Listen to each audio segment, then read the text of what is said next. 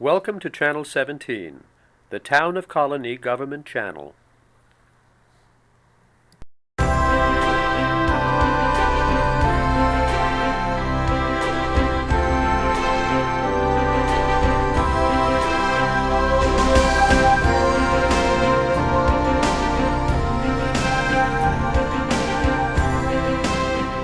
Welcome to Parenting in the 21st Century. I'm Zina Shevchik. This is the first part of a two-part program with social workers from the Parsons Child and Family Center in Albany. We have with us today Damarise, Alexander-Mann, and Anthony Torres to discuss the opportunities and challenges of foster parenting. Welcome. Thank you. Thank you. Tell us, please, if you would, exactly what foster parenting is, what it involves. Would you like to? Okay. Well, my name's Damarise, Alexander-Mann, and foster parenting is the act of individuals to take in a child or children to their home temporarily while their parents are working on issues that perhaps caused a disruption in the home. Many of the children that come to Parsons, their parents have some difficulties, and it has required someone outside the family to step in and separate the children from the parents. And during that time that the parents are working on their issues, we want to make sure that the children are provided a safe space to be, so they can continue visiting with their parents, and also so that they can continue on with life while their parents heal. And then we help to bring the family back together. So it's a temporary home. Exactly. Okay. Exactly. Now tell us what it involves in connecting children who need fostering with adults who are willing to do the fostering. Well, I think within that question is how do we want to recruit families that have an interest in taking in these children, and that's a process that we'll certainly talk about today a bit. And once families are certified, quote unquote, certified to be foster parents, how do we then match children that come into the system or referred to Parsons with those families that are already certified and have identified the ages, the number of children that they have an interest in caring for. And so that matching process also exists at Parsons, and so we provide that service of connecting families with children. How does an adult or adults who are interested in fostering, how do they become certified? Well, it's an extensive process, but the first stage is that we have a variety of what we call orientations that exist out in the community as well as at Parsons. It's an opportunity for us to provide families with information about the services that we provide, about the various levels of care and the programs that we have at Parsons. We talk a little bit as well about how children come into the system, because it's important for us to convey to families what the needs of these children are and how do we begin to meet those needs from the standpoint of families that care for those children. So there are some requirements that are regulated by the state, and then there are other requirements that are conditions of being certified through Parsons. But we work with families to go through that process, and certainly there's an application process. There's also a training that all new foster and adoptive families must attend, and that's a 30-hour training program. So once that's completed, then the families work individually with a social worker that's assigned with them to get them certified, which really gets quite involved. Clearly, one of the things that Damarise mentioned is that we want to be able to place children with families that have an interest and are capable of meeting the needs of those children. And so that's a lot of what we talk about during the certification process, is how do we achieve that? What would you say were the major requirements of someone who's interested in fostering? Are there marriage requirements? Is there a two-adult home requirement, age, that kind of thing? Right. Are there? Well, there are no requirements in terms of marital status. We have single parents who foster, and we have two-parent households. So that's not a requirement. We have a requirement that we want to make sure that the individuals that have stepped forward to help reunite families, that they're not criminals, that they have a real solid background in regards to their criminal history. We want to make sure that there is some source of income coming into the home, because it is in accordance to the regulations, foster parents have to have their own source of income if they're thinking about fostering. We want to make sure that there's a home and that there's room for a child or children, and it doesn't matter if you rent or if you own a home, but we want to make sure that there's a space where a child can sleep, etc. And we want to really go through a process, and this is the training requirement. We want to go through a process where we're asking questions and where we're really getting to know these folks who have stepped forward with a desire to help children, and we want to make sure that that everyone, their intent is right and clear, and that they're aware of the needs of any child that may come into their home. Is there a requirement at all that an adult has to be home? Say that a child is under the age of going to, not school age yet or on the borderline of school age. Is there a requirement that an adult be home at all times? Or is it allowed that they can go to some other kind of child care, say during the week or when the adults are working? It depends on the child and the program, the foster care program that the child is in. Most of our foster parents have jobs outside of the home, and at least one of the parents. And if we have a two-parent household, another parent might be in the home, but that's not a requirement. If we have a child that is of the age of child care, and it's appropriate for them to be enrolled in a child care, then we would consider that when placing a youngster. So one of our biggest requirements is that the child is supervised at all times. So we're very stringent on that. So you, in other words, want to know where the child is going to be taken care of, yes, if it's not in the home of the foster parent. So you evaluate that as well. Yeah, right? Absolutely. It would have to be a licensed daycare setting if they're not going to be with the parent during the day, or their child care worker or their babysitter would have to be approved, and a discussion would have to happen between the parent and the staff at Parsons, because we want to make sure that we know who's caring for the child. And our expectation is it's going to be the foster parents. Right. So if someone was interested in foster parenting and finding out initially what it was all about, they would make a phone call to you, yes, as to your center, and we will have the number of your center, and then you'll tell them when the training sessions are or when the orientation sessions are. I guess I'm assuming that you have some variation in the times and places of such orientation and training. Right. The orientations occur at least 3 or 4 times a month. So we do them quite regularly. They occur often in the evening, but as well during the day, mm-hmm, so that we cover the full spectrum of when people are available. We rotate them days of the week, We do them in the community, and we also do them at Parsons. So they are readily available and accessible to families, and it's a matter of just giving us a call. And I think we also have those dates posted on our website several months in advance. So that's the first step, is to go to an orientation.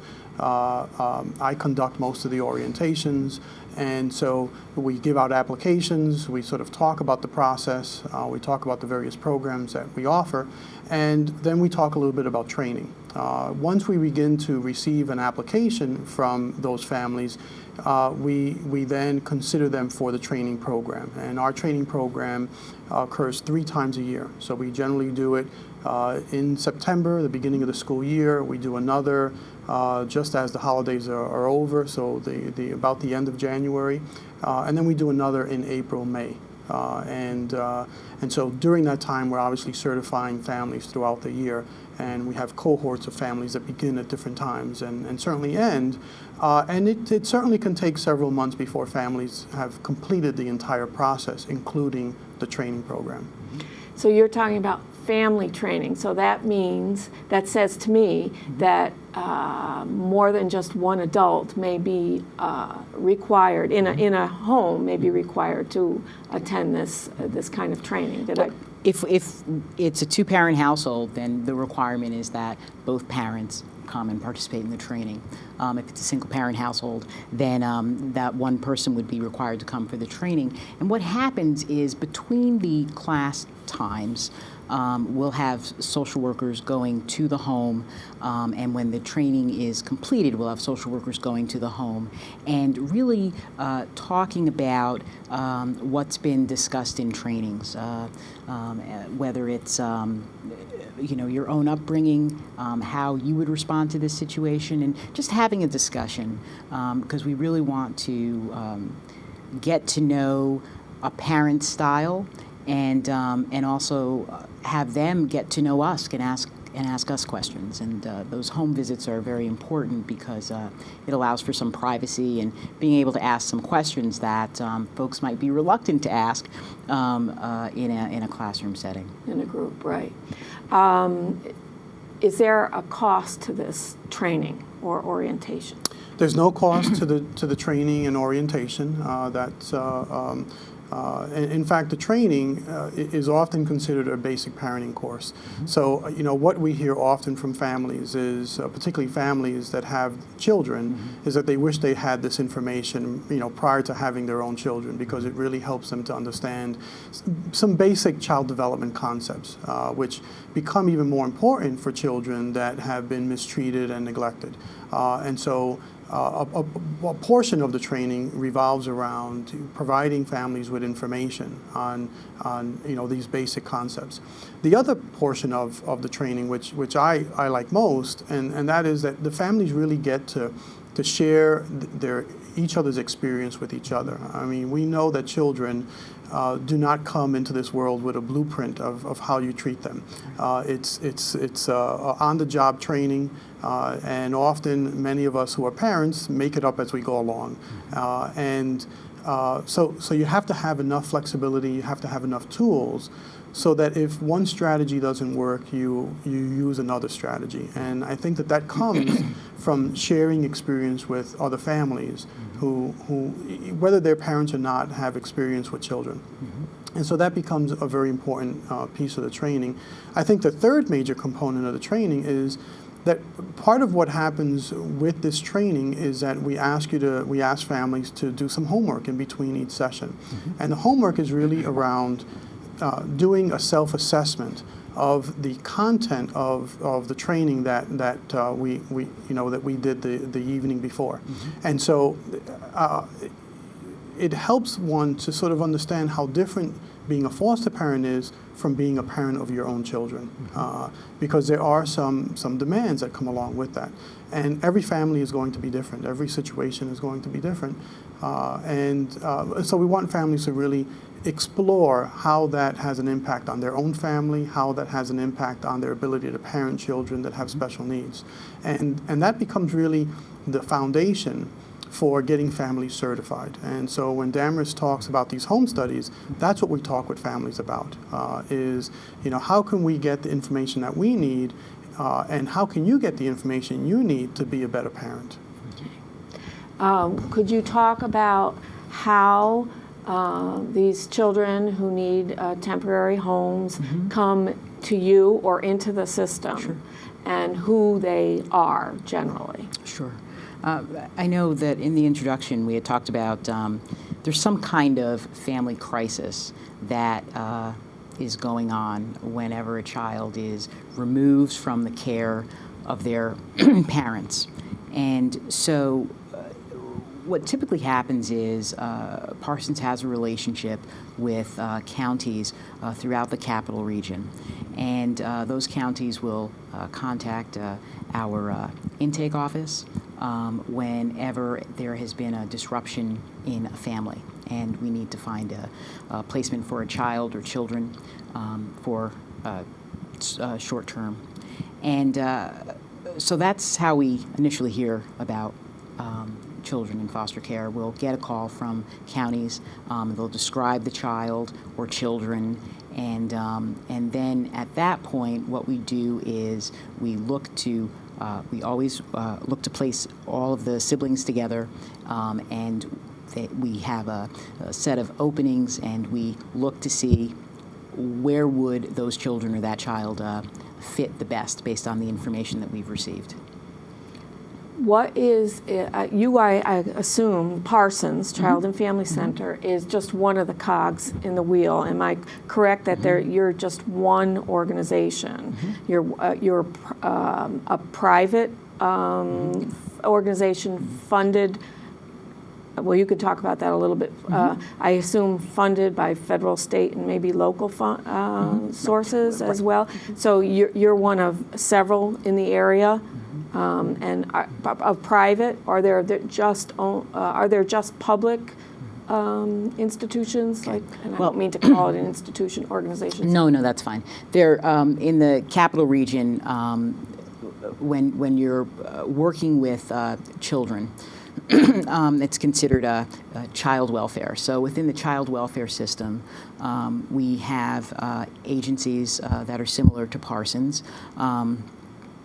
And there's more than Parsons in the capital region. And what will happen is every county, they have their own foster homes. But when there are multiple issues involved with a family, they want to make sure that that family has enough services in place in order to reunite them. So the counties will reach out to agencies like Parsons, and they're called voluntary agencies.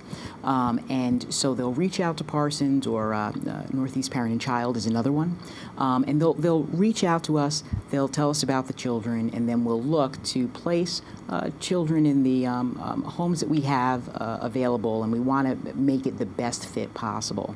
Now, the other agencies that would be involved during the time a child is in foster care is the parents might have providers. Those providers could be their own mental health providers, substance abuse providers, perhaps probation officers.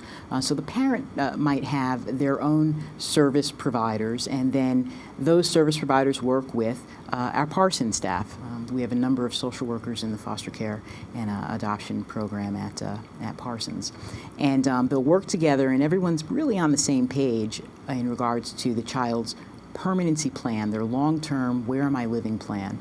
And so all the agencies work together to help the parent follow through with the plan. When the three of us talked before we sat down here at this table today, we talked about how the best interest of the child is paramount and in this whole process, and the intent is always to try to get the children back to the parents, and that's perhaps a relatively recent, I guess 10, 15 years trend. Could you talk a little bit about that, how perhaps the history of the foster parenting and the foster system? Right now, foster care, our oversight is New York State and Family Court, and we are required to work within a certain period of time, and that period of time is outlined in the Adoptions Safe Family Act. And it really outlines the amount of time a child should be in care, whether it's 18 to 24 months at the most. And if it's going to go beyond that, it would require the approval of a judge. And every 6 months, we are required to have the family and the service providers present in front of a family court judge. And the family court judge will ask, what's the plan for the child, and see how are things going, how are we progressing towards that plan. And that, the Adoptions and Safe Family Act was New York State came on board to it in, I believe, 1999. And the reason why they put that act in place was because historically children were in care, and they were in care for long periods of time. And the research shows that if a child doesn't have a sense of permanency, if they don't know and if they're uncertain about where they're going to be sleeping or where they're going to be living, that other things in their lives don't work out so well, like school and their ability to form relationships. And so it really became very important for everyone in the United States to get on board with this act, and that act governs the work that we do. Okay. How many children do you think you're handling at one time in terms of placing or placement in foster care? Parsons, for example. Okay. As of today, Parsons, we have 160 kids that are actually in care. They're in the care and custody of a county. And of those, we have 94 children that are in our foster care program. We'll receive several referrals a month, and we meet regularly to review the cases and see where the children or child would best be placed if they were to come into our care. But that's the number that we have at Parsons. In New York State, there are several hundred children that are in care and waiting for placement. Those kids that are not in foster care are most likely in group home or residential care. And their next step would be to step down to a foster family. What is the trend? Do you see a trend? Is there more need for foster parents now than there has been in the past? Can you talk a little bit about that? Yeah, generally speaking, there's always a need for foster families. And particularly over the last several years, that need has increased. And Damarise indicated the Adoption and Safe Family Act, and that has allowed for the issue of permanency to be established much sooner. And for some children, it might mean them going in the route of being adopted and not returning to their birth families. And so if families have an interest in taking in a child or two, they foster that child, and some time goes by and that child becomes free to be adopted. They adopt that child. They're less likely to then continue to be foster parents. And so that has created a greater need to have new families that can come forward and take on these children. It also has created an opportunity for families that want to build, if you will, their family, take in youngsters for a permanent period of time by adoption. To make that more readily available. And so there is always a need for foster families. And the one issue that I think is very important for your viewers to understand is that once families become certified, they determine the number of children that they would like to take in. They determine the age groups that they would like to take in. So sometimes we're able to meet that need through this matching, other times we're not able to, because we're not always able to predict the referrals that may come in from the various counties that we work with. So it really is a partnership that exists between the agency and the families that are looking to be certified in terms of what are they willing and able to take in terms of the number of children and the ages. And there are many more variables, but those are the most important. So in short, there is always a need for foster families. course. You mentioned that you were talking about how the foster parents can, in effect, say no if they don't feel they can accommodate a child that needs care. Is that one of the misconceptions or the kind of obstacles that maybe prevent people from stepping forward who might think about parenting, foster parenting, but don't actually take that first step? What do you usually say? Well, our experience and the research indicates that people that ultimately become foster parents have been thinking about it for a very long period of time. Right. And so the matching process is very important to us because we certainly want to, I think most people have their own sense of why they might want to take in a child or two and what their ages are. And through the training process, through our home studies, through working with those families, we might discover that those families have some strengths that they did not even realize they had that might lead them to care for a different cohort of kids that they might not have considered. So, in short, the families ultimately have the decision in what children they take in and how many children they take in. There are times when we will call families because we don't have a certain, group of families or that can take an age group and say, are you willing to take these children in? And that's because just the way the system is designed. We're not always able to predict how many children come in. Okay. Do you think that I can safely say that if someone's thinking about foster parenting, they should make the phone call and attend an orientation and then maybe go to the training, and it's not a commitment. I mean, if they start the training and in the training they find things out that maybe makes them think twice, that they're perfectly able to back away from a commitment, or do they make a commitment once they start the training? No, I mean, the commitment is that they've made a commitment to attend, to participate and to share their experience.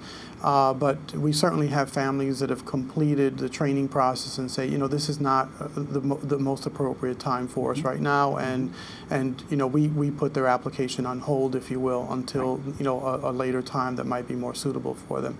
So I always encourage families to come to the orientation because there we can give much more detailed information about the process, the various programs that we offer, because that also has an impact on what direction families may go in. Right.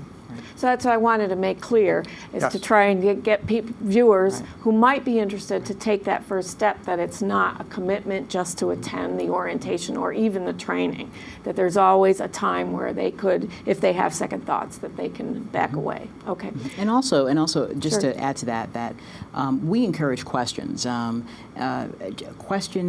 questions, and because we want to answer them. I mean, historically, what we haven't said is that foster care sometimes is given a bad rap because we hear about foster care. The average person hears about foster care when something negative happens and shows up in the media. And that's not the norm. What many may not realize is that there are probably individuals in their community that perhaps attend their church that are foster parents, and they might not even realize it. And so we really want folks to ask questions, and we would be able to respond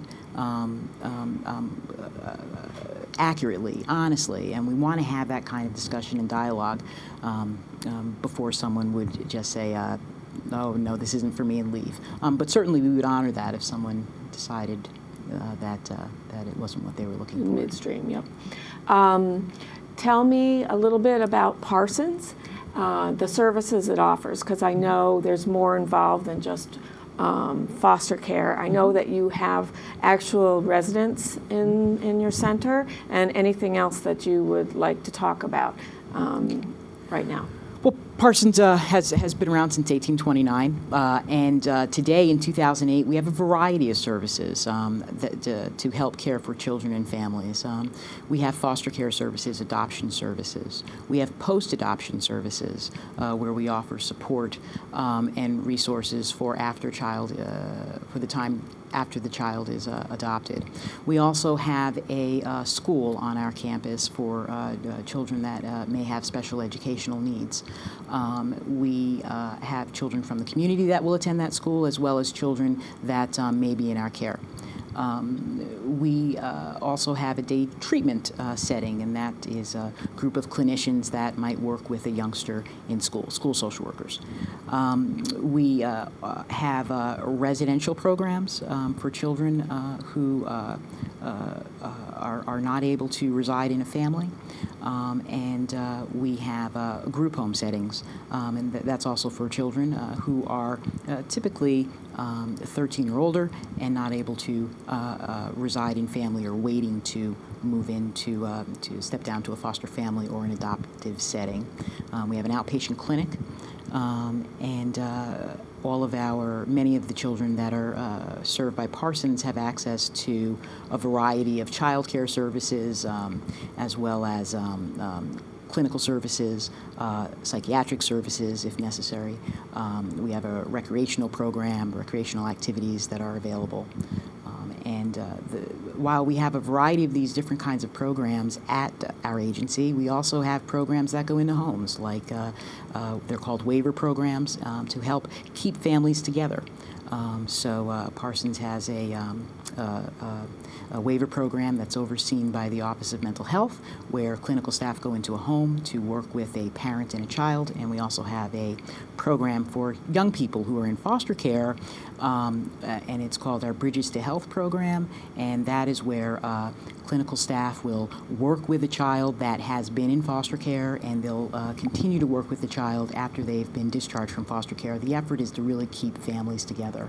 And those are great newer programs that have been around, and we've received a lot of positive response from them. So you have a lot of programs in place to support foster parents while the foster parenting is taking place, in addition to other programs. In addition to other programs and supports for families, and I didn't mention our prevention programs. We have a variety of prevention programs to help keep families together, and hopefully prevent families from getting to a point where a child would need to be placed in foster care. And we'll make sure that we have the phone numbers and websites up on our broadcast. Tony, would you like to just mention the dates of the orientation that's going to be held in our library in September? Sure. Well, we've arranged to have an orientation here on September 18th from 7 to 9 p.m., and it will be right here in the Colonie Library. And again, we have more orientations that we offer at Parsons, and those are on our website. And if folks have an interest or are not able to make that September 18th date, then there are other dates that they could attend at Parsons as well. Okay, so they can call you at Parsons or the library to register for that September 18th, is that right? Yes. Okay, thank you very much for coming today. Thank you. Thank you very much for watching Parenting in the 21st Century. Our second program with Damarise, Alexander-Mann, and Anthony Torres will be on adoption in the very near future. Thank you very much.